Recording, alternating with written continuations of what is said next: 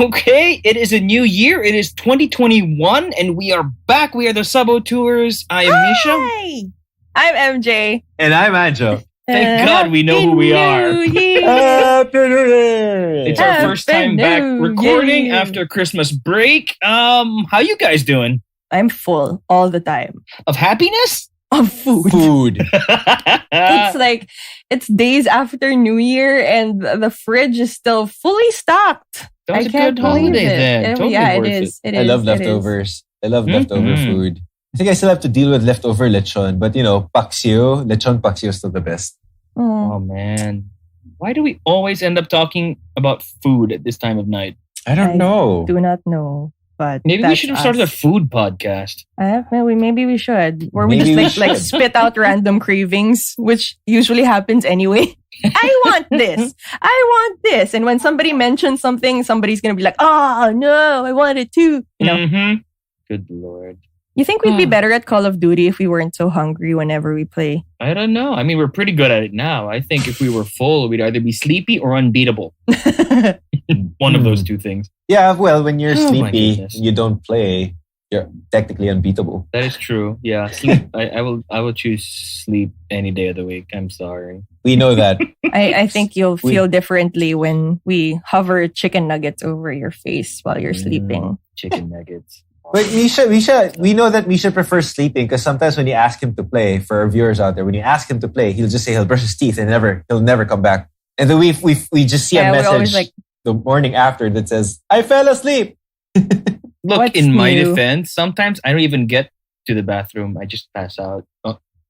But I fully intended to brush my teeth. Ew. Nice to know for our listeners. I'm so TMI. sorry. It's just TMI. Oh, speaking of which, I just saw a new trailer like minutes ago. It stars What was it stars Chloe Grace Moretz. The movie's called The Shadow in the Clouds. So the premise based on the trailer is that she's a World War II pilot who is sent on a mission to ride along a British World War II pilot sent on a mission to deliver a package. And she's on a US plane. I'm not sure. I have to watch it again. But anyway, I thought it's a war movie, but it's apparently a monster flick because she's gonna be, the trailer showed her shooting monsters. Action sequences and monsters. Totally, I'm sold. It I looks really saw that interesting. one. She was like dealing with like legit gremlins, like not those cutesy homicidal movie gremlins, but like World War II type gremlins, little creatures that they invented just to explain why things would break down in military Air Force shit. Yeah, I would pay to watch Hit Girl killing gremlins for 2 hours. same. And That this- is way better than what I got wind of, though. But sorry, you were saying? this movie is being produced by the producers of Atomic Blonde, which was another great movie, and Deadpool 2. I enjoyed Atomic Blonde. I like both movies. Same. But if you watch the trailer and Promising. you see the action sequences, they look pretty good. They look amazing. It does look amazing. And unfortunately, I wish I had something as amazing to contribute. But the most recent thing that I saw was a headline announcing that somebody's trying to make a Rubik's Cube movie. I saw this. Why are they trying to make a Rubik's Cube movie? Look, okay. For Why? anybody out there, okay, I am not old enough to have actually seen this, but apparently in the early 80s, there was a cartoon where there was a talking Rubik's Cube. It was like an alien with magic powers and he hung out with children and they had adventures. And it looks horrifying. I'm going to post a picture in our group just so you guys can see it. Oh, I commented on somebody's post, I think, but I didn't share the picture of that horrible alien. You did. So if you guys think you check out posted an our article. Facebook group, it's Sub-Auteurs We Like Movies. Join it. Feel free if you like talking about movies and sharing stupid memes. Misha shared Absolutely. Misha shared the news article, and then somebody commented and you replied to that comment with that horrifying picture that you're talking about. That's right. I think I saw that. It was terrifying. It was very terrifying. I wonder. You don't want I wonder your what the Rubik's Cube to treatment will talk. be. I don't know. Maybe it'll be like Queen's Gambit, where somebody's just trying to solve a Rubik's Cube for 90 minutes. No, Maybe. do they have to rely on like antidepressants to to get those patterns in their head? Did you just think about it before? I'm imagining a rom-com starring this Rubik's Cube, and this Rubik's Cube protagonist is always frustrated or like emotional about love because I'm so complicated. Rubik's Cube. Wait. Is the Rubik's Cube person like I don't know, is he male or female or I don't know. Non-binary? It could be a they. They could be a Rubik's. The Rubik's could be the. I don't know. How do we? It's a toy. Come on. It is a toy. We can't assign. I like how you really tried to figure out. I really did. I'm sorry. Yeah, you did. But look, if you see the picture of that 1980s cartoon of the Rubik's Cube, you also will be questioning the meaning of life. Honestly, it is terrifying. Yeah, well, we'll see when this movie comes out. Will we even watch it? I think we have to. We just have but to. But why? Why? Why Why do we have to do that to ourselves? So we can shit on it on this podcast. Who knows? It might be better. It might be a better movie than Mulan. Yeah, but that's not a very high bar. See? I mean, they made Battleship. Well, that would have made Battleship makes more sense. Battleship was better than Mulan. I'm sorry. It kind of was. It was really stupid, but yes, I would watch that over Mulan. I would. I didn't even enjoy Mulan half as much as I did Battleship. I swear. Okay. Something else that I saw popped up. I mean, since we're all still under quarantine and streaming the living daylights out of everything, they put out the opening song for WandaVision, which is going to be the first MCU that we've gotten in, I think, over a year at this point. Yeah, I actually thought that we'd be getting Black Widow sooner. We're getting it in April on Disney+. So WandaVision comes out before Black Widow? I think it comes out on the 15th of January. Ooh, okay, that's interesting. I'm excited for that. Yeah, me too. The song was, it's a throwback to old 60s and 70s sitcoms where they explain the entire premise of the song, entire premise of the show through the lyrics. And it's written by the songwriters from Frozen and Coco. Ooh. So, using that Disney money for good, I guess. Yes. At least. At least it's catchy. Sorry, go ahead. No, I was going to change the topic. Go ahead. I was just going to ask if the songwriters of Frozen were also the same songwriters they used for Frozen 2. Because Frozen, I don't know, the Frozen 2, the songs were just annoying just because, I don't know, maybe it's just me because that's all I could hear, kids screaming, quote unquote singing. Into the unknown.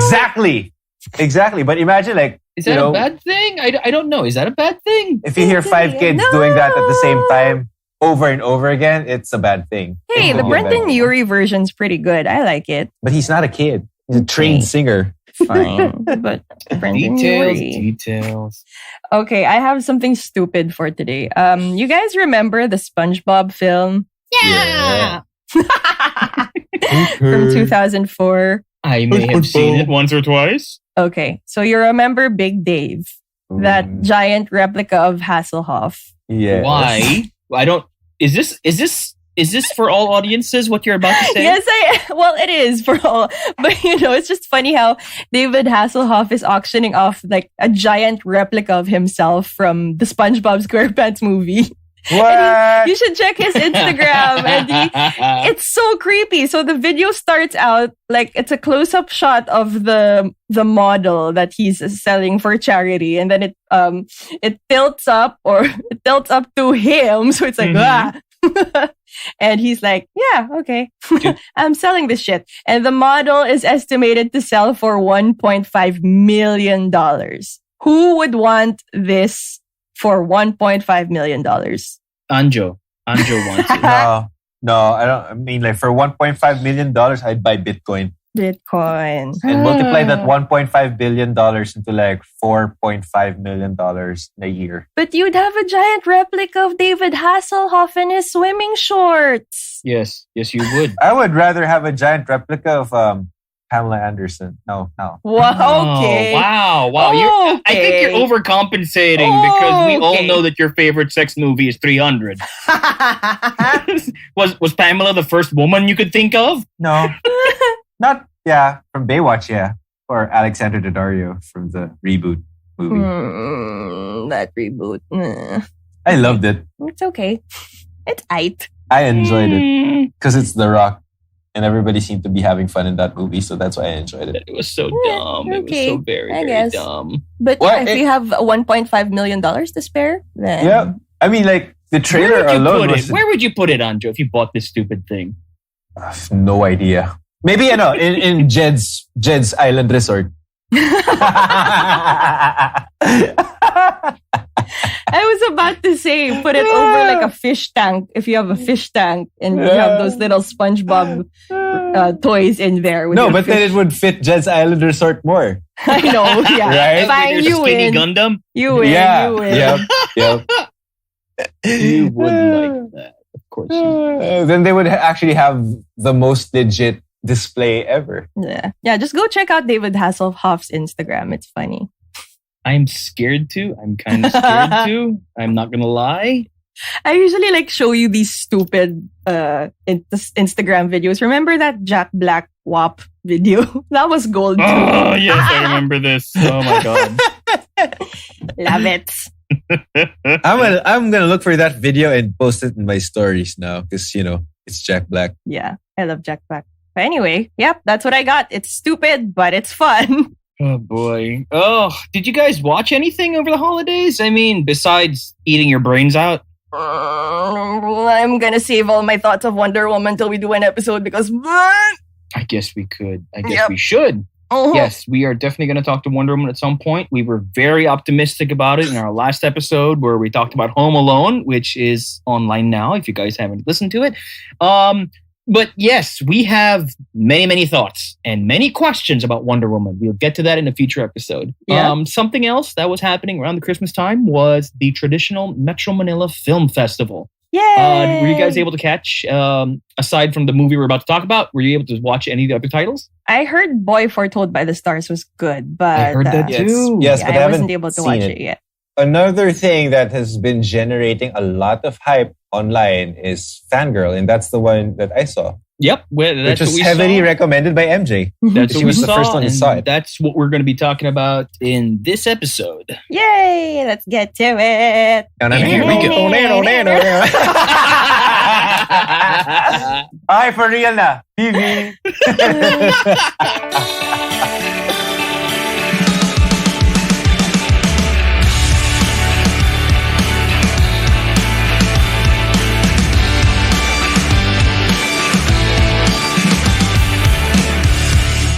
All right. So this was, I guess, the film in the Metro Manila Film Festival that was talked about a lot. And can I just say I'm so happy we're finally talking about a local film this time. Yay! Support local, guys. Yeah. Absolutely. So this year, because of the pandemic, we weren't able to go out in the cinemas and do our usual tradition of watching these selections of local films out during Christmas time. So it was available on a streaming platform called Upstream, and that's where we were able to catch Fangirl. And this picture at the awards night, sweep, bring out the walis because it won Best Editing, Best Cinematography, Best Sound, Best Actor, Best Actress, Best Screenplay, Best Director, and Best Picture. So congratulations to the entire cast and crew because it was amazing. I was happy that I was seeing,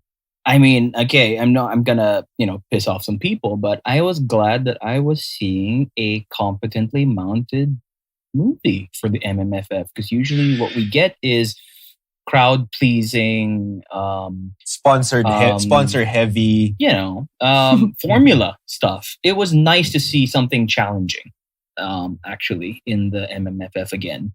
I just saw it last night. I streamed it, and I was greatly surprised by what I saw. So, for those of you who haven't caught it yet, it's about this fangirl. Her name is Jane. She's a high school student, 16 years old, and she is pretty much obsessed with local celebrity Paulo Avelino, who is actually a real person. But of course, he plays himself in this movie, but not exactly himself, quote unquote. He plays an alternate reality version of himself, which is probably a very disturbing version of him. Yeah. It was so creepy on so many levels. Yeah, that's why pretty much the tagline of this movie was never meet your heroes. That old saying, because, you never know how shitty they are as people. So actually props to Paulo Avelino to be willing to be seen in this light, because he's essentially playing himself, but not really himself, but still himself.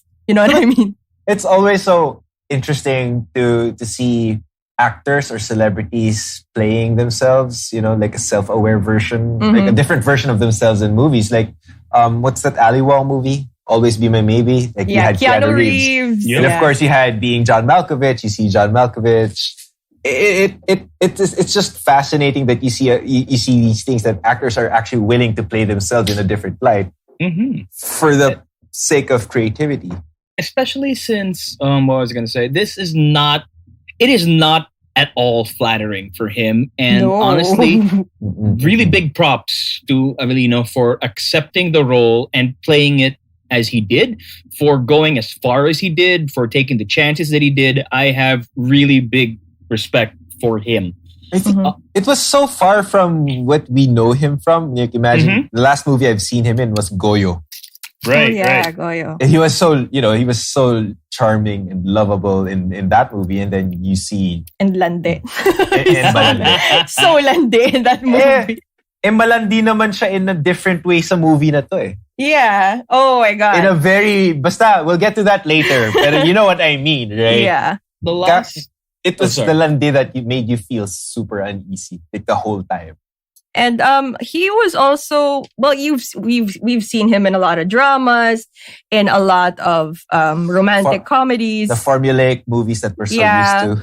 Oh, I actually also really enjoyed them. Drunk I Love You. I was gonna say that was the last time I saw him on the big screen, and I enjoyed that. Of course, for a more nostalgic segment of the audience, it was also really cool seeing Tomato Kick old school on the big screen. God, can I just say? And this is like years after that. It was like years after that it closed, right? I don't remember the timeline, but I just know that one. The one I just know it's been years since I've been there, and if you're a UP student, you've been there. I'm not from UP, but I've been there. Right, this is the Maginhawa one, and when I saw it on the big screen, I'm like, holy crap! When did they shoot this? Because it looked just the way it did, and I was just so happy to see it. Yeah. But back to Avelino, honestly. I was greatly surprised by the chances he took, honestly. And I think I respect, and again, I said I respect the hell out of it, but there were some instances I think that he took it a little bit over the top. I understand that that's probably what they were really going for. For me, I just wish they gave him some other vocabulary to use other than putangina. Honestly. Wait, I tweeted. I sent Anja something. I sent Anja something. Somebody on Twitter actually did a count of all the swear words Paulo Avelino said. I have to look for it again. My goodness. Umabot ata siya ng ilang hundred eh. Direct Antoinette Jadaone retweeted it. I remember sending it to Anjo when we saw the movie. There was a count of putang ina, king ina, gago, pucha, hayop, pukinang ina. Wow. My mom would not want to listen to this episode. Okay, I found it. This was a review on Letterboxd by Thank You Trainwreck Tim for actually counting all the swear words that Paulo Avelino said. How many times did he watch this movie? I don't know. But puta/putangina/tangina, 130. Gago, 7. Pucha, 3. Hayop, 2. Pukinang ina, 1. Pakyo ka, 1. So it's a total of 144 swear words from Paulo Avelino. Props to you, Trainwreck Tim, for counting all of this. I am impressed, and I am super impressed. That's a lot of dedication. Effort. I mean, considering when you buy the film, when you rent the film, you only have 5 days to watch it. So this person probably just took pad and paper, sat down in front of the screen, and just started counting. I love it. I love it. But yeah, actually he was very convincing for the most part because it makes you question like how much of this character is actually in there in his own personal life, you know? So it's like, which part of it is the character and which is really something deep within Paulo Avelino? Well, to be fair, the fangirl herself, you know, I mean, she's yeah. not the most reliable narrator either. Yep.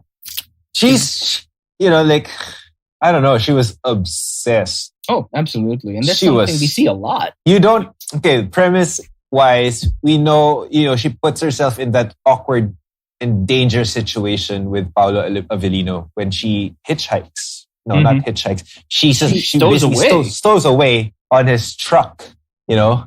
I don't think any fan girl, fanboy in their right minds would do that. That's not even borderline stalker. That's stalkerish. You know, it's something a That's stalker would do. Yeah, that's already pretty creepy. Mhm. But Mhm. yeah, she's like many fans, I guess, at that point where they really want to know, well, they know everything and they want to know even more until she eventually regrets it, I guess. Mhm. Yep. Oh man, this is so intense. This movie is just so intense.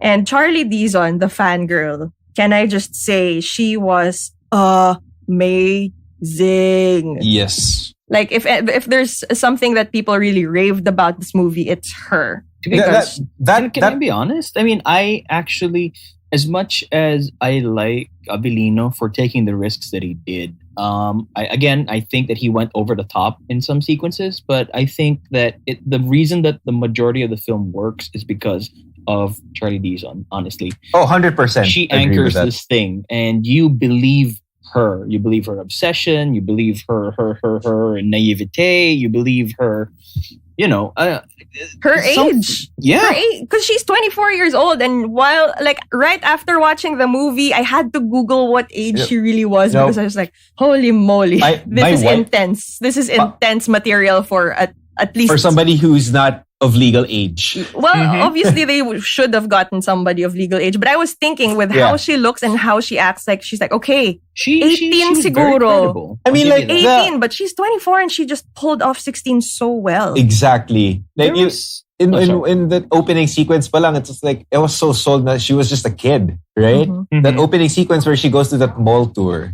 and she starts reacting And cuts classes. and cuts The classes. thing about TBH, that, who has you know, done the thing that? about Nagcutting celebrity, ka? celebrity culture, idol worship, you know, that's still something that, you know, we see all the time. So it was like, Instagram pa lang. yeah, I mean, when you're looking at her, the way she was acting, you're like, yeah, we all know people like that. Mhm. And Or for like some, that you know, for some sometimes. of us, you know, that probably was us at some point or somewhere at some time. In- I Not feel not like that. necessarily for Paulo Avelino, but I don't know about Anjo. You know, I'm just talking about myself. Ha. What, you and Stan Lee. But that's Don't Stan judge Lee. me. But that's Stan Lee. But that's Stan Lee. You know, you caught him like, You were supposed to be on that trip, yeah. but you're I've like, been- I'm getting married. I'm like, okay, fine, that's a good reason, but you know, I didn't have money for the trip. guys. exactly. You put it to much better use, and I'm proud of you. Yes. She's here, by the way. She's looking at me. Mhm. Something about Charlie Dizon's performance, honestly. I mean, as grounded and as real and as disturbing and messed up as it was, I was thinking, honestly, this morning, I was thinking that it kind of got to me a little bit at some point. That she would switch back and forth. 1 minute she's starstruck, next minute she's world weary, next minute, you know, she goes back to starstruck. And I realized that she's playing exactly what you said. She's playing a 16-year-old girl, 16-year-old, you know, people, young people, they don't know what they want necessarily, or they think they do until it's actually in front of them. And that's a situation that her character has to face here. And that just made it more real the more I thought about it. She was very good. Like the way I saw the movie, to that point it was a coming of age movie. You know, at such a young age, she realizes that, you know, idolizing someone may not all be what it is when you actually get to meet someone, which is, I think, the point of the movie, right? And her performance Yeah, pretty much. highlighted like the flaws or the problems that, you know, obsessive people have with their idols and how they worship these people that they idolize. And I've down to the nuances, like the tiny details, you could really tell Like she was acting. She really was a 16-year-old there. Down to the drinking for the first time or like getting drunk for the first time, smoking. Oh my God. I laughed so hard when she took her first drag of a cigarette. I was like, that's exactly what happens. Or so exactly. I've heard. So I've heard. Okay. But smoking she legit, is bad, children. It is. Misha used to bad. bump from me. What are you talking about? I don't know what you're talking about. Lagan. Starbucks, BGC Starbucks in Fully Booked. What? When they used to have that smoking area. God, I don't know what this is about. But that was years ago, guys. We have since quit smoking. Yeah, but she was so convincing. Like that first drag and that deep cough, like blah. She was almost gagging. It is like, that is one legit first time Yossi inhale. So even just that, down to the nitty gritty of things, and like even taking selfies or how she would text her friends and everything really. Her texting to her friends gave me taught me a new word. Open! That's what I wanted to ask about. She's texting her friends. What does that word mean? Uten. If you see the movie, context clues. What the hell does uten mean? Uten. Obviously, it's there. Well, I know what it means, but where's it from? It means your favorite word, Misha. Penis. Wow, that's not my favorite. No, what? It's not. Every sound check we make before we record, you say penis. Don't put words in my mouth. Laglagan. But yeah, I'm actually glad. I'm like, I'm not that filthy. I actually I actually didn't know a word for penis. I also did not know this word. I am not as filthy as I thought. That was so funny because MJ was pushing us to watch this movie and I watched it before Misha did. And the first thing that I actually messaged MJ was, I learned a new word. Uten. And she was like, oh my God, ako rin. I knew that so moment. funny. I knew it was exactly that word and that scene. But yeah, I think it's hilarious how they also used it as a selling point or like a message of how to keep people away from pirating the movie. It's like a poster of that scene. Okay, I guess we're at the spoilery part now, friends. So it's that part where he, pees on the side of the road and ta-da! You'll see his penis. And or a penis. Debatable. Questionable. It could have been a dummy penis. No, it is a dummy. It's like a prosthetic. Yeah. No, how sure are you? Like that's what I heard. Like to keep the mystery with people. Don't confirm or deny anything. Actually, it's funny. Okay, we saw somebody's uten. We don't know whose. So yeah, the poster said it's better in HD, I think, just to like get people to stream. It's hilarious. But yeah. I streamed it on my phone and I cast it to the TV. I was like, I did not expect that. Did you, At 1 in the morning. I did not expect that. I thought you watched this with your mom. Again. No, not this one. Like Borat. I think you watched Borat with your mom. Oh my God. I was watching it with my mom who was like stone quiet, I swear. My goodness. But I also made her watch Wonder Woman with me. She was not happy at the end. Oh. Well, I think Borat 2 would have made your mom happier than Wonder Woman. But that's another episode. Yep. You can also catch our Borat episode. It's somewhere on the Spotify. Just look for it, guys. Or Apple. Or Google. Or you can just check the Facebook group that we have, Sub-Auteurs We Like Movies. Wow, okay.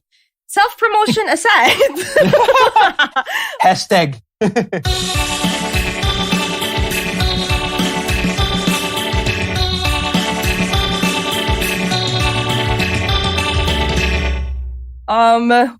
So there's just so much, after seeing this movie, there's just so much to process. And whenever you want to talk to someone about it, it's just so difficult to put a finger on what you want to talk about first. Because it's so many things. Okay. Something that Anjo said earlier. He touched on the fact that it is a coming of age film. And I agree, but it's not a coming of age film in the way that a lot of people might think necessarily. No. It's normally presented. Mm-hmm. No, not at all. It is much darker. Exactly. This coming of age movie geared towards darker concepts or the darker theme. Mm-hmm. Much in the way of like you want to be trying things for the first time as you're growing up. But in this case, would it be is it safe that we put a spoiler warning now? Oh, I did already with the penis. Yeah, she so. did. Uten. Okay, fine.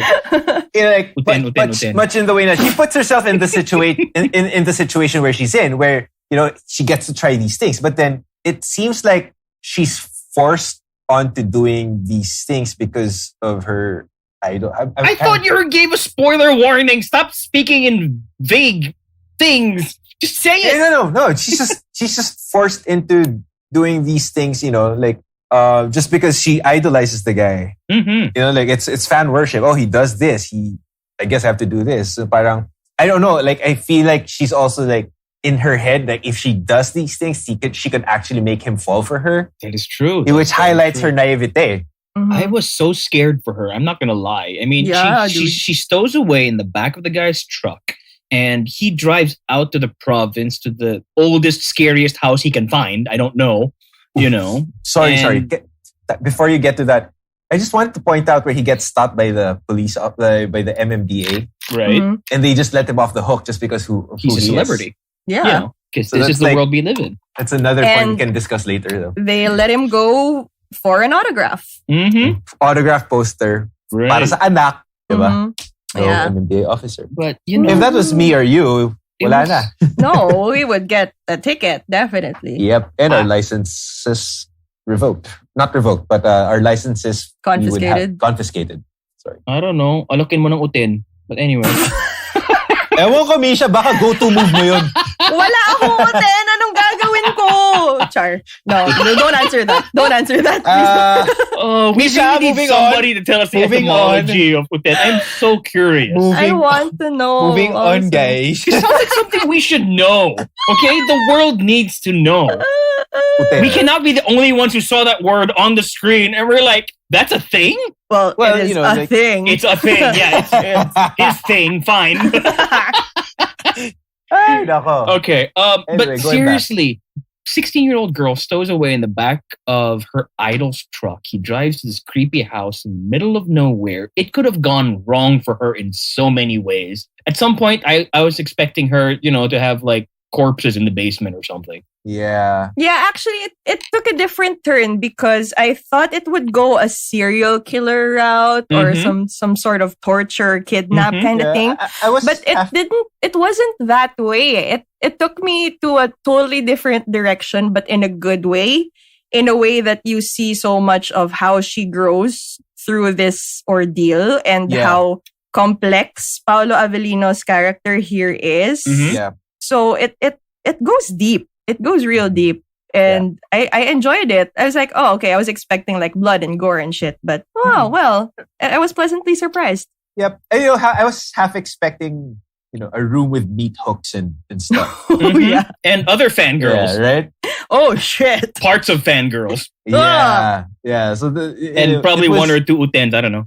Yeah. So it was a pleasant surprise that it took a different turn, for the better, I guess, of the narrative or the concept of the movie. But everything just kind of fell into place narrative wise. Even the characters were. Yeah, on that note, I was really happy that it didn't go exactly where we thought it would because that would make for a more boring experience. That's fine. And I like the overall idea that stars aren't necessarily what we project our hopes and wishes and dreams on. But the part that I appreciated the film for, when I saw the bigger picture that the filmmakers are going for, the whole thing about how women in particular should stand up for themselves. Yes. How cycles of violence perpetuate is until you decide to say no more. Yeah. And I respect more than I love how Avelino leaned into his role. Because again, this is not flattering for him. He is just the worst in this movie. And I like how the movie peels back the layers. They don't show it to you all at once. Sure, you have 8 million putang inas when he first discovers this 140 something. I'm sorry. I miscounted. I'm not listening. I didn't have my bad paper out. It felt like a million. Yes, it kind of did. But how every other word was like tang ina, king ina, putang ina. He could have used other words.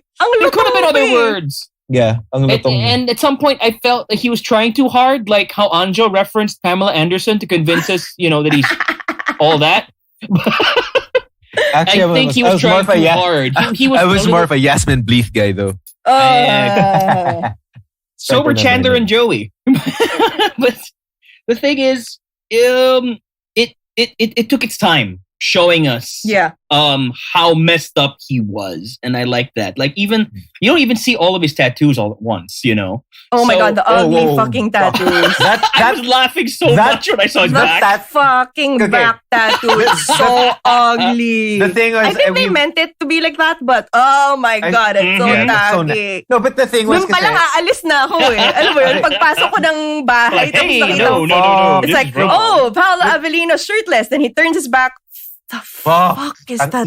I'm out of here. No, but the thing is, when we were watching this movie, kasi initially I was streaming it through smart TV, but then this was the only thing that I didn't like was that took away from my experience was the internet connection. But that's it. So we moved to watching on my iPad, which was pretty fluid naman. Sunod-sunod. No, it wasn't buffering or anything. So it was smaller. So the first time I saw that tattoo, I was like, ang ina, ang laki nga ng utin niya.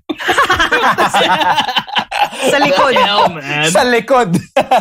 No, but yeah, the tattoo was so ugly. It looked like a penis. Yeah. I think that was the point. Yeah, I was watching on the TV, right? And the funny thing is, when the movie started, I was just thinking, man, I miss the big screen. And then Uten happened. I'm like, I think it's big enough. The TV, I mean.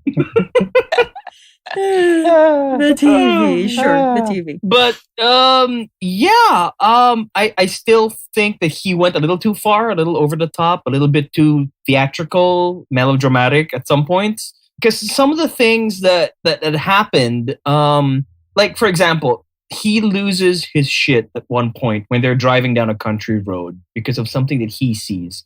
But because of the way that it's shot, I don't know if they didn't have enough time or they just didn't think that an insert was needed. We don't entirely see what sets him off.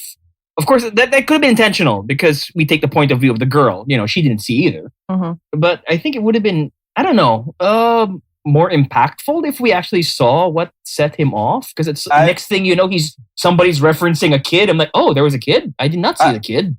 Because it goes by so fast. To contrast that or to counter that, is I like that part. Parang it just shows you how deeply disturbed Paulo Avelino's character was. That he can at the pin's drop, just snap. And for the smallest reason, he'll get triggered at some point. Yeah, that's fair. But you never know. I would have liked to see it. That's all. I just wanted to see it. I would have liked that we were able to register that there was a woman with a child. Oh, but you see that when he buys cigarettes. No, but before that, he loses his shit before that. No, he buys his cigarettes at night and then he loses his shit in the morning. No, I'm talking about when they're driving, when they pass on the tricycle on the road. Yeah, that's the... Okay, we'll get into more spoilers as long as we talk about this whole sequence. So at night, he buys cigarettes in that store where there's the girl that he's supposed to be in love with, who has his love baby. Yeah, that's fine. I'm talking about in the next morning. Was it the tricycle? The one on the tricycle was the girl, was the mom. Yeah, I think what Misha means is like you could have blinked and you'd miss why he lost his shit. He was set off, yeah. Yeah. You honestly don't see it because it's so fast. And part of me is thinking that they just not have enough time to shoot an insert, or was that intentional? Because, I don't want him to have to explain what he saw. I mean, it would be nice if we saw it. I see your point, but I also see Andrew's point of like him of like probably us not knowing what could have set him off, because it's like that it's that jarring. I get both of your points. Yeah, I mean, like to my point lang kasi like, it was so jarring na bigla siya pumitik ng ganun. As a fan, tapos he was right beside Jane, and Jane was so taken aback by that also that she didn't know what triggered it also. So I think that was the full effect that it had. Na parang, saan nanggaling yung pitik niya? It's like, this guy is like so fucked up in the head. He just snaps at the moment's notice. Na parang, he could see a feather for all I care, and then he'll just snap all of a sudden. That is valid. The only trouble is, that they took some effort to put somebody by the side of the road to show that they did pass by something. Pero, I think kasi if makita mo yung may dumaan, then the explanation would have been invalid, I guess. But the thing is, they did show it. It just wasn't clear. I had to rewind it just to make sure that I wasn't crazy, that they actually did see something. Yeah, we all saw something. The Oten. Sorry. Bumalik sa Oten. Oh Okay, my I don't God, know why what are we part going you back? kept rewinding, but that's not No. what I was rewinding. Why? And then what came after, and this is the only I only have two instances where I felt it was a little bit forced. One is the part that comes immediately after that, where he and the girl, they both break down and start sharing their life stories. Because it Yeah, it that comes kinda out of slowed down nowhere the a little movie. bit. It slowed down the pacing for me a little bit. I appreciated knowing more about them. I just wish that it didn't all happen at once. Yeah. Yeah, well, a lot was explained during that. Basically, Paulo's whole backstory on the whole Why he's in that house. yeah, or Why why he goes to that he's province. or who's that woman he's seeing? Right. Why he's he's set off? In Jane's words, sino yung kasex mo kagabi? Mm-hmm. Yeah, Yeah. So, Sino yung kasex mo kagabi?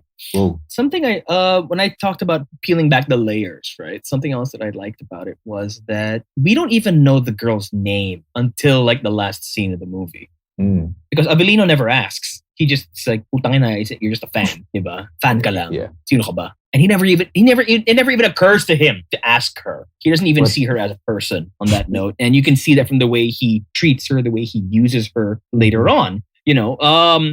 It was really surprising to me when her mother says her name, because that was the only point I realized, like, holy crap, oh nga, no, we never heard her name throughout any of this. Yeah. And yes, going back to that, like how shitty he treats her, not even like caring much about her. Because you know, in that whole getting to know you scene, okay, after he sees her, he runs after her, he's batshit crazy and angry after seeing that she broke into that house and followed him.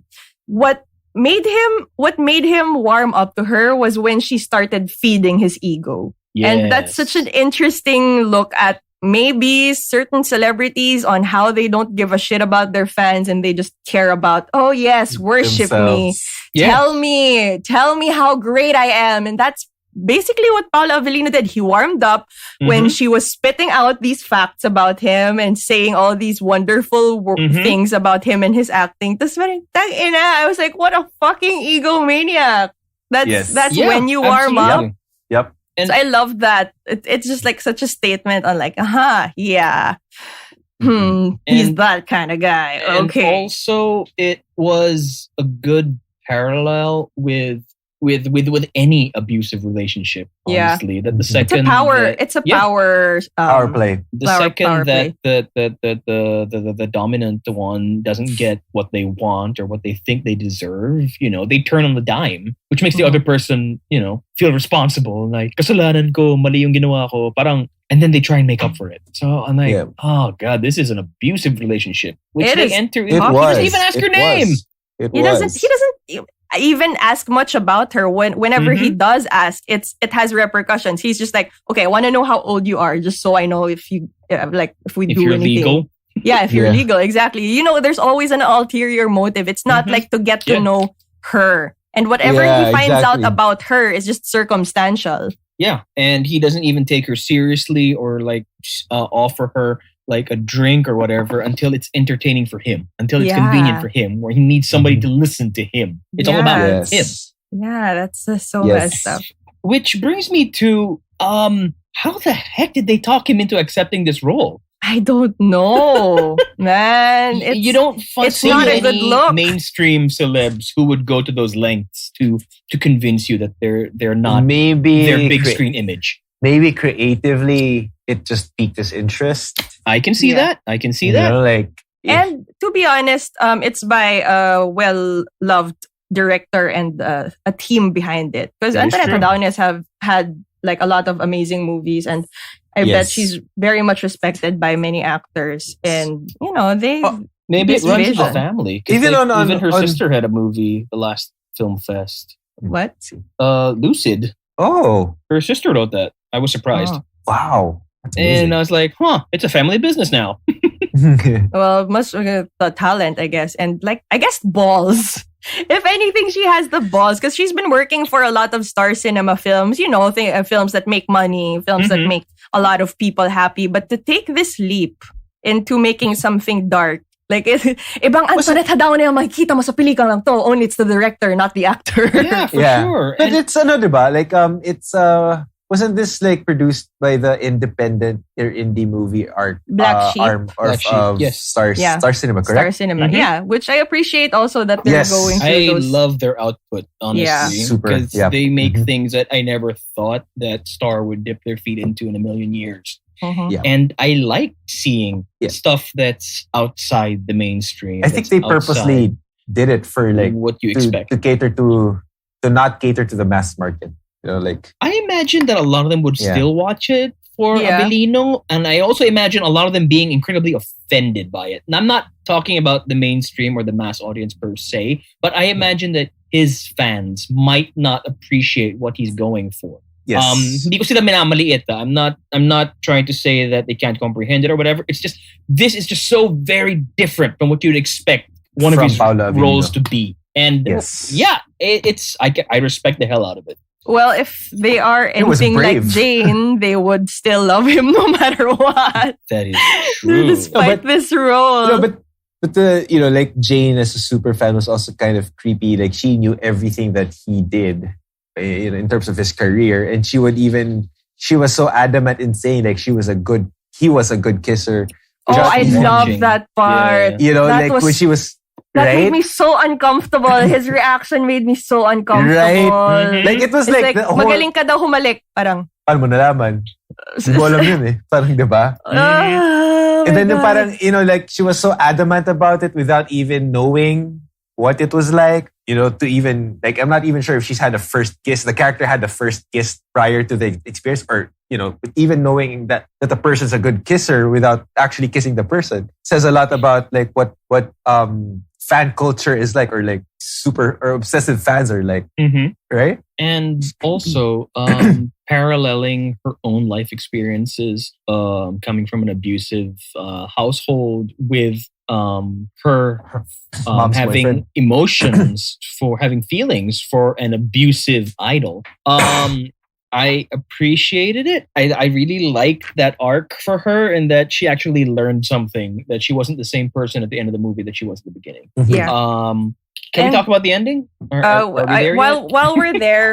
While we're there, I loved how when the story was going on, okay, she would still be such a puppy dog going Mhm. after Paulo Avelino, no Mhm. matter how much shit he puts her through. Okay, Yes. he kind of he verbally abuses her, Mhm. and it goes further than that. He Physically abuses her. physically abuses her, and she still is starry-eyed over him. But I love how the turning point was when she finally understood like the abuse when it came to another woman, because Yes. sometimes you don't realize that in toxic relationships. Whoa, Yes. this is because you keep forgiving and forgiving and forgiving this person you love and respect and look up to, and you just keep taking the abuse because why? You love and adore this person, and you just ignore it. But the moment it started happening to another woman, the moment the abuse started feeling familiar to her because of what was happening in her household, I was like, oh, okay, ang ganda. Ang ganda na yun yung last straw niya, because okay, finally,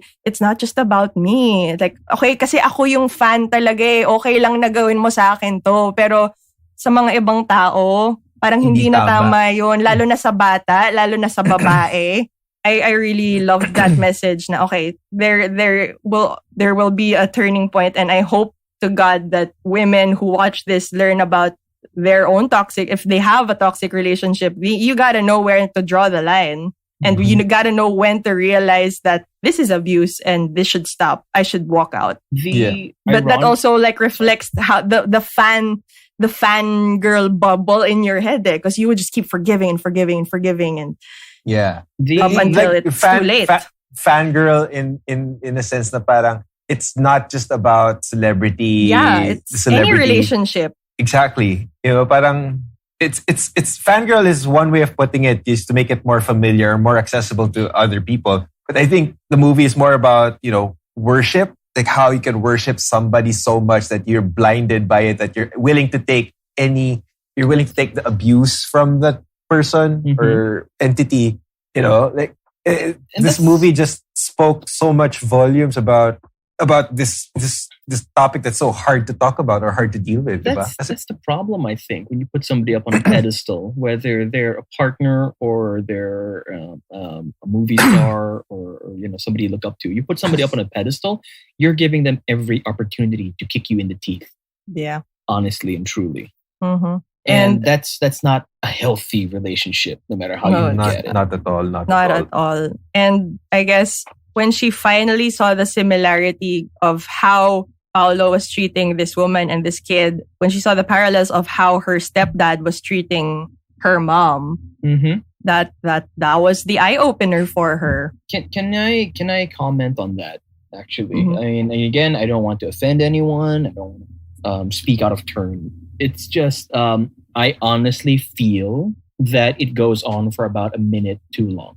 I think. I mean, for me, it would have been a more powerful ending if they had ended it right where she has that realization, right where she first, where she defies her mother, where she first answers back when her mom tries to send her out of the room to just take the abuse, shut up, go out and buy some cigarettes.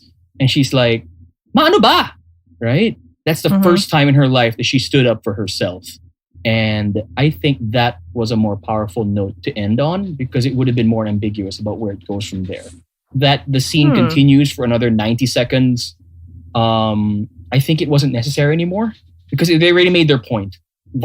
She was not the same person anymore. And I would have loved that. I see where you're going story-wise, character-wise, but seeing all the shots afterwards was a statement by the director. Yes. That I know because I get that. Yeah. It's a statement she and her staff wanted to make because of the production design. Because you see all these. Let's not get too deep into it, but you know what I'm talking about. Let's not specify. Let's not specify. But if you've seen the film, you know what I'm talking about. These posters, seemingly these standees. You see these every day when you're out. Faces. Without naming names. Without naming names, but it's a statement on how this person's supporters can be as well. And it's a political stance they wanted to make, especially with what's going on right now in the country. Which again goes back to the theme of worship, like toxic worship. Parang you're being used and abused by this so-called person that you worship. You're getting fucked over and you're not realizing it. You're constantly still pining for their attention, pining for their love, and you think you're getting it, but you're actually not, which makes that whole ending in that context work better. And I know this film has been in production or at least writing phase 2016 pa. So it's been through a lot of revisions, a lot of changes, and I do believe one of their most recent revisions was to fit the political landscape currently. So that was definitely definitely. I'm not gonna deny that it was a conscious choice. It absolutely was. You're right, especially for the statement they were trying to make. While personally, again, I feel that it would not have been any less powerful if they'd ended it there with somebody finally finding their voice and speaking up after being quiet for so long, for just accepting what's thrown at them for so long.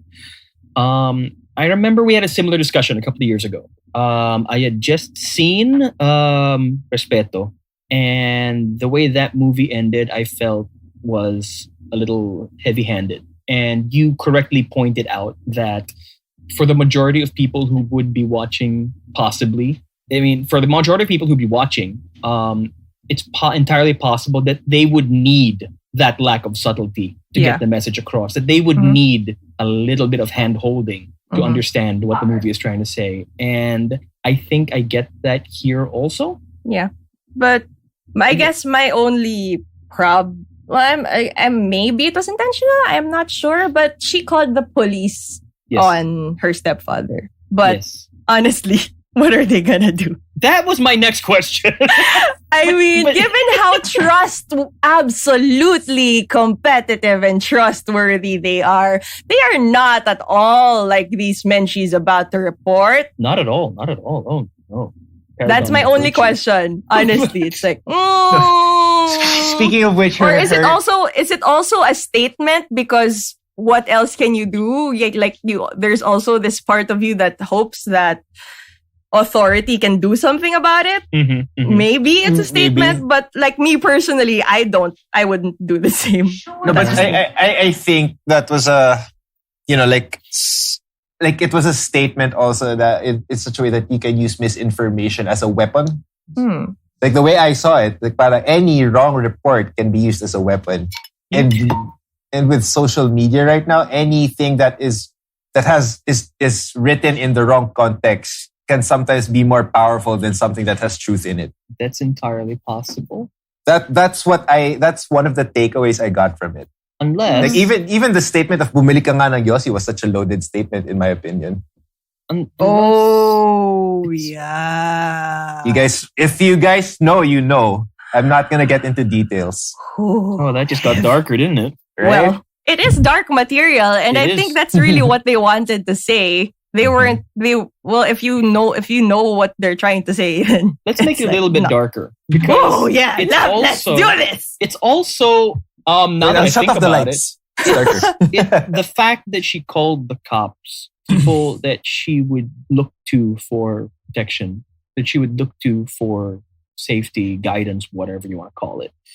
Service. On some level, we know that she's not going to get the outcome that she wants. On some level, we know that calling them may or may not be an empty gesture, and that the cycle will just repeat itself, that her hopeless situation is just going to continue because that call did absolutely nothing. So that's possible. That's crap. Possible. That's depressing. That's probably what's gonna happen because they're probably just gonna keep asking her, bakit ba kasi ganito? Bakit di ka kasi ganyan? Or, anyway. They'll take the dad's side. Exactly. The stepdad's side. Society.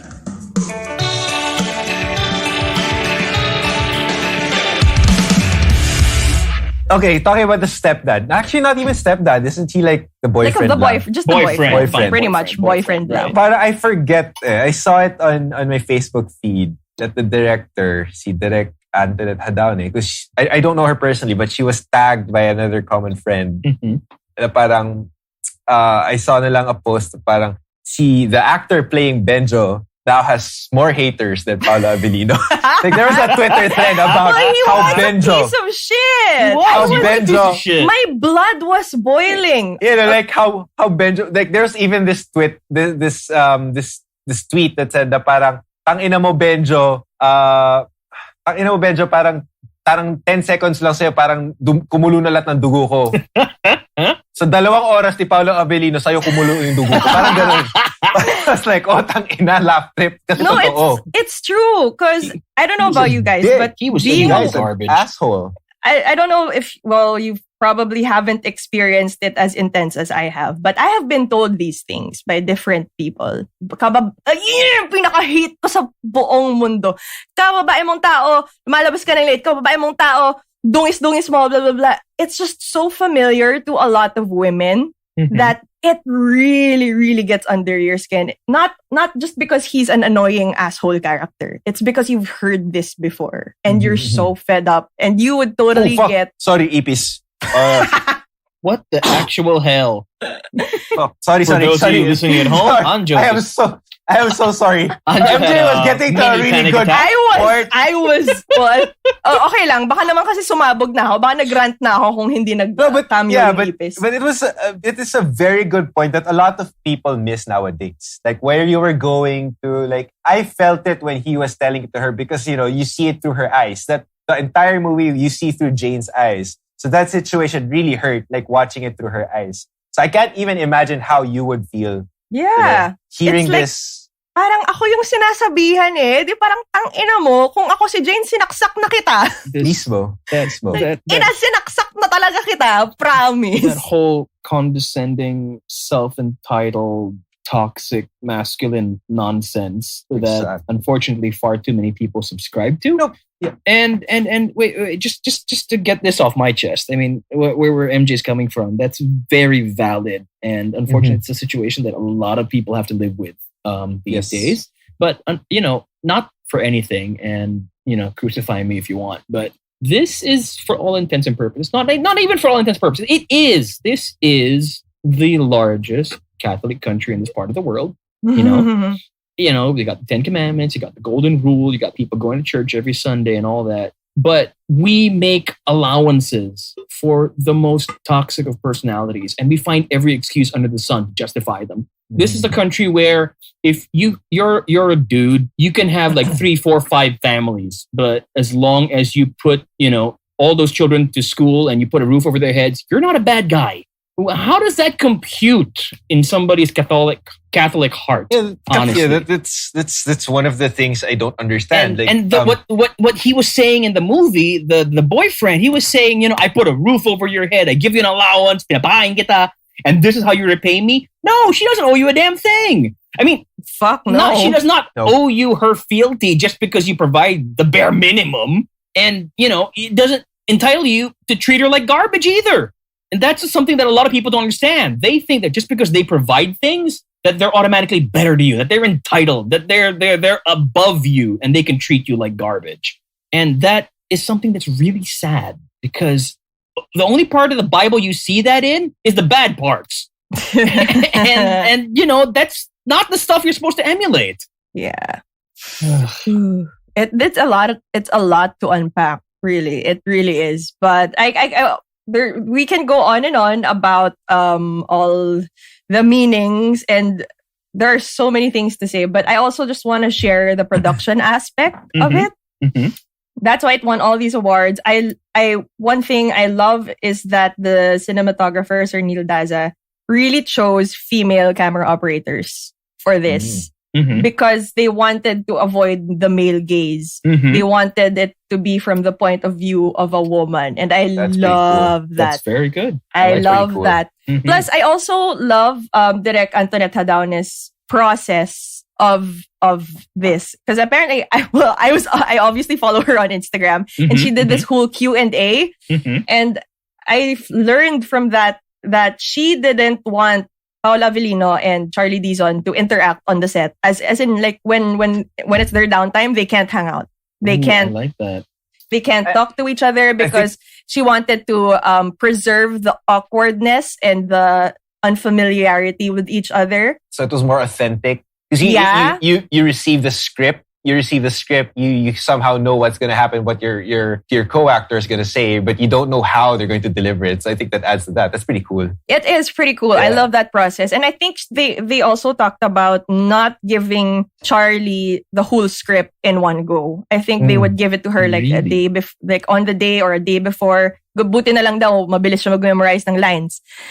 Because they also didn't want her to get too excited. They wanted her reactions to be authentic. Galing. Ang galing ng process din behind the scenes. That's a pretty cool approach to the characters. How you develop the characters with the actors you're working with. Parang nakakaaliw siya. Yeah, it's like method directing, and I love it. And then, di ba, you kasi I would have killed to have questions asked. Kasi hindi ko naabutan. You told me that she had a Q&A, but kasi I don't follow her on Instagram. So hindi ko naabutan. It was before like after the awarding. Before the awarding, after the movie was screened. Yeah, so it was stories lang so it was on for just 24 hours. Yeah, but so mabilis lang. I read through them. The process is amazing. At this point in time, Misha, you haven't seen it yet. So MJ and I were playing Call of Duty. Like we always talking do. about it. Okay. So we were talking about it at the same time. No, but I think MJ also forgot to mention that parang what they also did to Charlie. Oh yeah, Charlie Dizon was not to give her an air-conditioned tent. Yeah. Diba? Yeah, si Paulo Avelino, parang ayaw nila siyang bigyan ng air-conditioned tent kasi hindi ka artista dito, fan ka. Nice. So, I'm glad she was okay with it. I'm glad Charlie Dizon was game for this kasi, also, in the same respect that we're saying that we respect Paulo Avelino for accepting this role, also to Charlie Dizon for living. being okay being Quote, okay unquote. with not being given the star treatment Yeah. because Mhm. she is not a star. She is an actor. By and the way, she will Misha, play I this found out character seriously. And I respect her for that. lang pala that because of Fangirl, is Charlie Dizon was one of the girls in Four Sisters Before the Wedding. Oh yeah. I still So haven't para- seen that. Yeah, same. But yeah, pero like there's a stark The range. contrast with The that kind of range. role to Yeah. the role of Jane. I don't know which sister she's playing though. As I'm she's not sure. playing the tone, I think she would play Tony Gonzaga. She Misha, played- yung I'm not doing the monologue. Sige na. Sige na. I am not. Nope. I'm sorry, One line. Yung Nope, sorry ma lang. nope. Please. Sige na. Nope. Fine. Ah. Pero yun. Sorry, MJ, I tried. I tried. Okay I lang. tried talaga. But yeah, mad props to even just the process of this. And like shooting in that house must not have been easy. Yep. It It was is a creepy ass filthy. house. That Oh pool my God. was Oh my God. disgusting. That Gross. pool.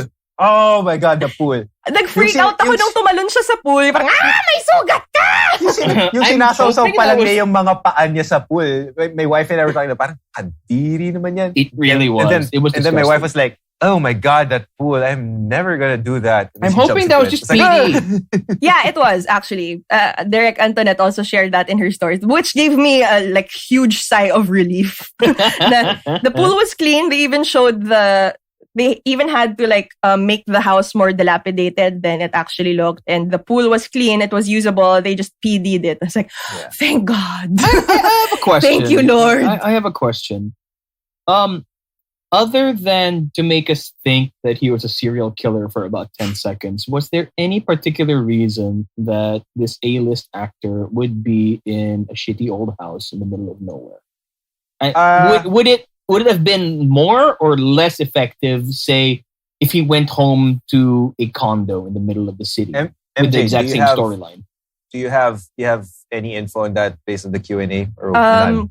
Because if Based you on do, the Q&A, I think they had an edit actually where he would explain why he's in the house. They had a Okay. part of the Okay. script, but I think they but I like the decided mystery. Yeah. I also I like the that. mystery. I like that. But- It made it Pero- more scary that they were in the middle of nowhere, honestly. I don't know. For me, kasi like my understanding of it is, we see the side of Paulo Avelino, how he's not all about the celebrity status. Also, Mm-mm. parang he wants to get away from it. Yeah. So siguro that is one way of escaping from his status. Because you notice like, when he didn't know that he was being tailed by Jane, he says na, sabi ko nga, di ba, parang may sinabi siya, sabi ko hanggang 2 appearances lang gagawin ko. Kontrata, walang kontrata. Mhm. Parang tapos na ako dun. Like he's done. He's had it. I need my escape. I think that's also a reason why he chose to go to a house in the middle of nowhere. It being dilapidated, I don't know, that's probably a creative choice done by Direk Antoinette Jadaone. Mhm. But I respect that decision because it added to the uneasiness. Like this movie was so perfectly made, down to the camera movements, down to the production design. Everything was perfect. Like the use of handheld cameras, in my opinion, was probably icing on the cake.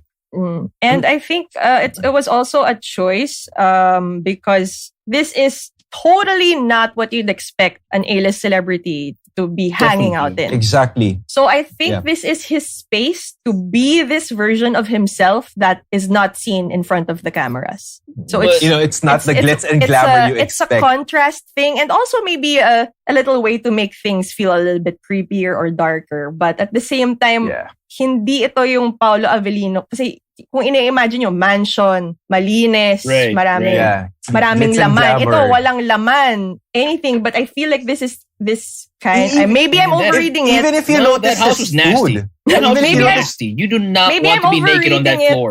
Well, Yep, yeah. no. Maybe Yeah. I'm overreading it, but maybe this is No, but I him. have It represents him as this broken That's fair. down That's fair. person. Yeah, like I think I have the same understanding that you do. I mean, Mhm. even the food that he's eating, napaka bare minimum. Tinapay lang. Yep. Tinapay, Oh my- sardinas. Sardinas, diba? Parang okay. I didn't even bother to cook, and then I'm having breakfast. I'm having bread and a can of sardines for breakfast with beer. Oh my So God, parang- that's nasty. Diba? Fucking nasty. So parang I How think dehydrated must they have been? I think that's I a don't know. breakfast that many people cotton mouth have pa had at yata some point. si Jane kasi di ba first time niyang humit-hit dun. Oh my God, sobrang... Parang That's ako yung right. nauhaw habang nanonood. Alam mo yun? Parang putang ina, nag-iossi kayo. Sana naman hindi niya umiinom ininom kayo. yung tubig sa pool, di ba? Tag-ina, One can sobrang hope. lala. One can hope. Yuck. Lala. But I guess it's just stark contrast to what we know Paulo Avelino as. But I guess also one thought, I guess I read somewhere that maybe maybe in the Philippine context, we didn't need to know this anymore because we know Paulo Avelino. We Right. know him Right. as an actor or as a person, celebrity. But Mhm. for audiences outside Metro Manila, maybe they could have shown a little bit more of contrast to how he presents himself in the public eye as opposed to this. Because given na to sa ating lahat they had the press con scene. Yeah. Yes, they do. Yeah. But I think Parang- they set it up No, but pretty well the that he's mo- charming in public. Yeah, the mall appearances, pero pag ganun sa ibang bansa, I think that's something uniquely very Filipino. I'm not sure. But I just Not read it sure. somewhere na yun yung parang maybe A little bit more. Yeah, a little bit more. Yeah. Because like maybe it was just 10% Yeah. and 90% was asshole Paulo. Kasi parang, siguro this is, now that we're talking about it, this is the only flaw that I saw. Parang we're not given a chance to kind of fall in love with Paulo Avelino. So you wanted to spend Kasi- more time with him as his persona before Yeah, we really parang, flip just the to script on. parang I think kasi, Pwede. it's just me. Na parang if you did that, kahit 5 minutes more lang, it might have been more shocking, more jarring when we see Paulo Avelino I in have a his question. safe space. Pero Isn't- feeling ko up north yun ha. Hindi ba Kasi natin pwede election sabihin- Can't we say that it's established just by what we observe of Charlie's character? Like at the beginning, we're seeing her reactions. She's on the Jeep on the way to school and she's watching on her phone, or even the fact that she would skip school for this guy just for a chance to see him, and she's so excited. I mean, she's our POV essentially, right? So bagay. Yeah. So That makes maybe we that could makes take it from there. I mean, what kind of person he must be, Yeah. just from her reactions. Because, the whole fan experience is, most of it is in the head of the fan, because these are people they've never met, but they think they know everything about them. So I think it makes sense to show Yeah, I him guess. through her eyes. Her eyes. Mm-mm. Yeah, I Totoo guess naman. that's Gets ko naman kasi, and especially in the Philippine context, maybe it would have been Because we too already much know. na rin Yeah. Yeah. I guess. Pero yun lang. I guess this review I read was more of thinking of how this would be presented in other different contexts. or like Um, If you sumali ng didn't know who international Paulo film fest. Avellino is, which is a good point din naman. Yeah. Pero for us, alam na natin overkill na right. siguro. Speaking of reviews, I saw one by Obs Cruz, and I liked his take on it. And he was saying that this is no different from other coming of age self-realization stories that the director has told in the past. It's just that here she gets to play with a more grown-up canvas, palette, whatever you want to call it. And you can really see that in that the things that she wants to say, the things that she wants to convey, these are themes that she has touched on before. It may be just not in as mature a manner. Mm-hmm. And I think that's one of the advantages of having Black Sheep make it. And I really like that about this because they had access to ABS personalities. I think we read the same review. Well, it's just like where he also points out that all the frustrations of Antoinette Jadaone were highlighted in this movie. Frustrations about how society is with how a patriarchal society is, the downplaying of women. Like the ideal woman in our society, what the ideal woman is in our society nowadays, right? Among many other things, that many things, and I refuse to mention. But I think this touches on something that MJ said in that because we know Avelino, because we know about the mall tours, because we know how mainstream celebrities are treated and perceived and presented in mass media. It works all the more because they were able to get, an actual A-lister to play an A-lister. Yeah, so it's more effective on that note. And that's something that Black Sheep has excelled at, in taking mainstream actors and making these smaller, more non-mainstream films. And I've enjoyed their output so far. Yeah, props, this props. was good because it really, like, even the announcer of ABS-CBN was, it was totally legit, this movie, basically. Yeah, they made a fake poster, they made a fake mall tour, and some scenes from that movie. Yep. And they even had Bea Alonso. Yeah, exactly. It was in this for like 15 seconds. And they even made this whole thing about them having a relationship in like after, how things go. Oh, I fell in love with my co-star. It's so meta. And part of in what this makes universe, parang they're the premier love team who actually. Ang galing. Parang nakakaaliw. And part of what makes it work also is that if you think about it, they probably use the same machinery that they use to make all their regular movies to make this fake universe. To make this mall tour, they probably got the same people who make their regular mall tours to make these posters, to make it absolutely believable. Believable, yeah. I love it. Mm-mm. And like what you said about Black Sheep pushing the boundaries, they were already pushing the boundaries. They were still making sort of love story rom-com-ish material. Right. But this is like... This is a whole other level. Leaps and bounds. Absolutely. More brave than anything they've ever done. And I'm so happy about this because this is in the Metro Manila Film Festival. Absolutely. And I'm so happy that it's what is doing well, honestly. Because we usually have the family films performing well. And I know that might say something about who has access to these films. Because, of course, for different classes, it'll mean different things. Access to internet and how they usually would in regular cinemas. But I'm just in this context, in this time in 2020 during the pandemic, I'm glad it had its moment here because of all the buzz it's generated, because of all the success it's had, because everybody's on the internet.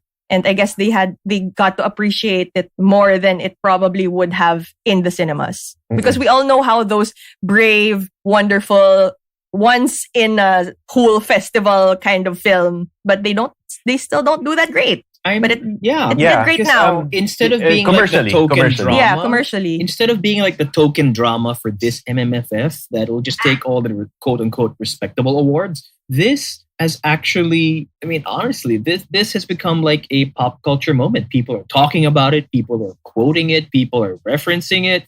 And people are debating it. And that's something I love about a good film. Yeah. And it's refreshing that this is coming out of a film festival that we traditionally do not have high expectations for. Let's be perfectly honest. And these conversations are important. Definitely. And it's not just about what the film's about or how it was made or the story, but everything it wants to say in context of what's happening in society right now. The whole toxic masculinity, the whole toxic fandom, idol worship. It's so many things for the right time. But yeah, it's kind of like a throwback to the 80s when Lino Broca and Mike De Leon were two of the best, filmmakers in the Philippines, and a lot of their material touched on a lot of the society's issues back then. Be it issues in society, be it political issue. It was there. If you saw movies like Batch 81, if you saw movies Ilaw sa Kuko ng Kaya mo yan. You can do it. Ilaw sa Kuko ng Liwanag. Wait, mali rin. Ay, hindi. Ano? What? Kaya mo yan, Misha? No. I'm having too much fun watching you try. Ay, shit. We had that. Mali ba yung nasabi ko? No, tama yung sinabi mo. I'm laughing at him. What a kupal. What a kupal. Brie Olsen. Basta nung may buhok pa si Bembol Rocco. No, but that was a good movie though. Good save. Yeah, that so was a really good I'm movie. just happy it's done so well so far. And I hope it continues to do well. I also hope that it continues, and I hope that they extend it. online because more people should watch this movie and more movies like this should be made. I don't personally agree with every decision that was made. I think it goes too far in some directions, but I adored it for taking risks that I never thought I would see in a wide release, in a mainstream release.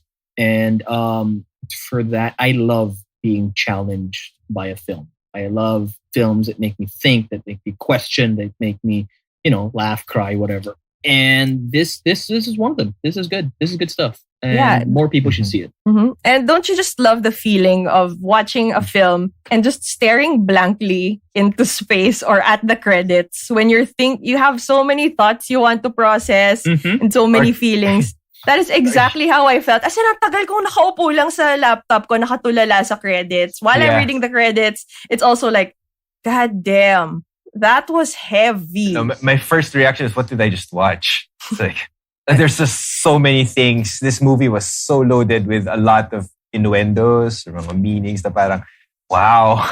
I needed. That's why I messaged MJ kagad. Yeah, besides what we see in face value of what happens to Jane and how she realizes that meeting her hero wasn't what she expected it to be. It just says so many more things about so many more issues na parang hindi nga natin ma-explain ng maayos. Like, just this episode is not enough, to be quite honest. We're at our mark right now. Dude, there's still so much I want to talk about. Can I touch on the camera work of this movie? Na parang I really appreciated the choice to go handheld, and a lot of the shots were mostly tighter than usual, even just to set the setting. They barely used wide. Parang bihira lang yung wide. Yeah. If you watch the movie, it just added to the intimacy and the uneasiness of especially the uneasiness. Can we uneasiness? Can we get to that scene after the pool?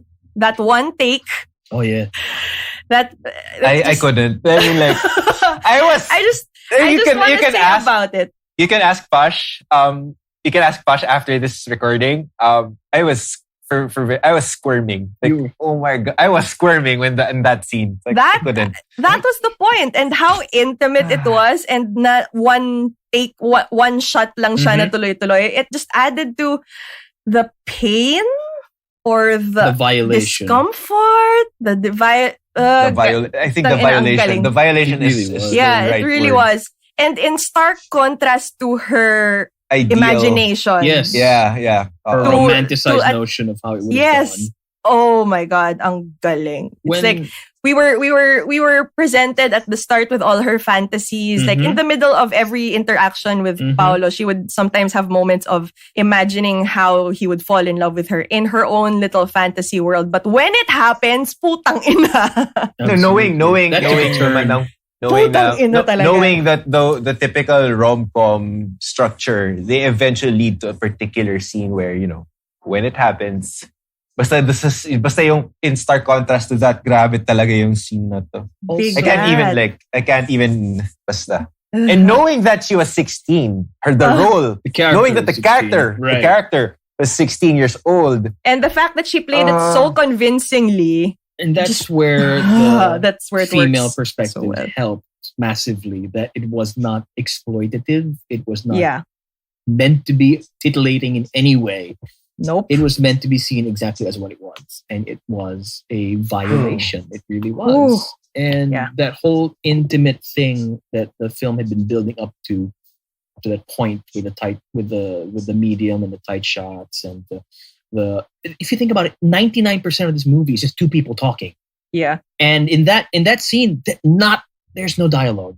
What is there is so uncomfortable. I would be going out on a limb by saying it reminded me of Irreversible, if any of you have seen that movie. Oh, yeah, it did. But, on a much lesser scale. Was it lesser? I think it was just as... Irreversible was 10 minutes of that. In length, Irreversible was pretty bad, but given the context of this girl being 16... It's just as bad. Because by that point, she realizes this is not what she wants. Only trouble, she's in too deep. This is not what it's supposed to feel like. This is not how I imagined. And then afterwards, I want to cuddle. No. he She's like, treats me you like know. shit. He pushes me He aside. just basically uses her. Absolutely. And again, he still doesn't even know her name. Or he doesn't give a shit. Or he's like, shit.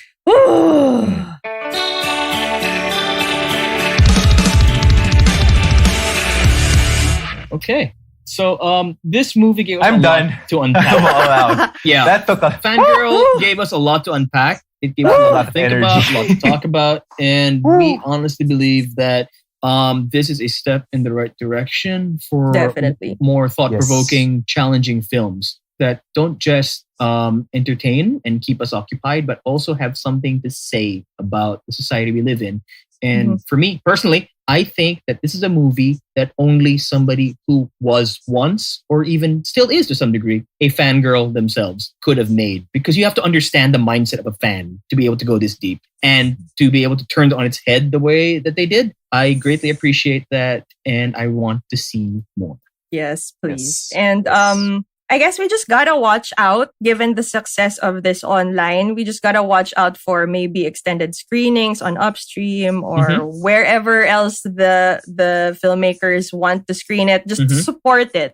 Support it. I mean, if you want to watch it again, go ahead. It's worth your 250 pesos. Yeah, don't pirate this movie, guys. Yes. Seriously. Do not. A lot. And they are cracking down on pirates. They are not. They are so ruthless. You've seen it online, like how they're treating the pirates. Like, do not do that. I think I saw a post by Direct Quirkinaris that they actually. You think that Direct Antoinette Jadaone would have been resting, would have been celebrating on the release, but I think Direct Quirkinaris posted something that no, she was up all night cracking down on people who were watching this illegally. That says a lot. I appreciate the effort because especially now our film industry is struggling, and the fact that this is a film that needs to be successful to set the tone for the following material that could come out from other brave filmmakers. This might pave the way for many other great films. Not even the next generation of filmmakers. So please support it as much do. as you can. Like we've said, it's worth the 250 pesos on Upstream. I would have paid more, honestly. Watch it again. I would. Oh, we just gotta, I guess, keep our eyes open for any future ways to support this film and the filmmakers. Yeah. So there. I thought Misha froze. He was just thinking. Guys, anong gagawin ko kung gago pala yung BTS? Anong gagawin ko? Well, What if first we're all off, assholes in real you life? don't go to their scary country house. I'm okay, fine. You don't hide in the back of their truck. Fine. I mean. Pero when you go to Korea, mahirap maghanap ng scary country house doon. How do you know? You'll be distracted to all the food. Knowing MJ. BTS, don't be asshole. Knowing MJ, pagkain pa lang, distracted na yan eh. Dami-dami street food na masarap eh. Lord, doesn't it? Yeah, this was a lot. That was a movie. I should not have seen that at 1 a.m. It was fun to unpack. There's still unload. so much to unpack, but we hope you guys watch it again if you've seen it. But, I literally hope you enjoyed this discussion. I told my girlfriend, I told Dang when I started, I'm gonna watch this movie, see what it's about, see what all the hype is about. I don't know if I'm gonna make it all the way through, but it's really late. I'm gonna fall asleep. I did not fall asleep. This is good stuff. That's Misha talking. He falls asleep before we even get to play Call of Duty. He falls asleep. Before he even gets to brush his teeth, he falls asleep. So that says a lot about this movie, guys. Take note. Right? You'd be like, I didn't even make it to the bathroom. What the hell, man? All right. So this has been quite a long episode of Sub-Auteurs. We hope you're still with us. We hope you're still with us, and we hope you enjoyed the discussion. And please, we would love to hear your thoughts. We would love to discuss it with you. Check out our Facebook group. It's Sub-Auteurs. We like movies. We love movies. We like movies. Yeah. Just check it out. And please, we would love to talk to you about it. This whole discourse would totally help keep the buzz alive. This has been one of my favorite movies. It probably made up. It actually made up for the disaster that Wonder Woman was. Oh God. Yeah, so it was a perfect ending for my year. I don't want to talk about Wonder Woman. No, that's gonna be another different fun. Like shitting on a movie. So please disregard us if we sound tired of talking about this movie. It's just because there's just so much unpacking done. We're not even done. Yeah. Let us know what you guys think. Let's continue it there. Yes, and yeah, for sure. And yeah, this has been another episode of Sub-Auteurs. It was fun talking about this, though. Yeah, I'm scared of Paulo Avelino now, but yes. I just want to see his shitty tattoos. Or his putin. Puñeta. Thanks for listening, everyone. We are the Sub-Auteurs. I'm Misha. I'm MJ. And I'm Andrew. Follow us on Facebook. And watch some local movies, guys. Support local industry. No to piracy. Hooray. Putin. It always comes up, doesn't it? Yep. Comes up. Maturity.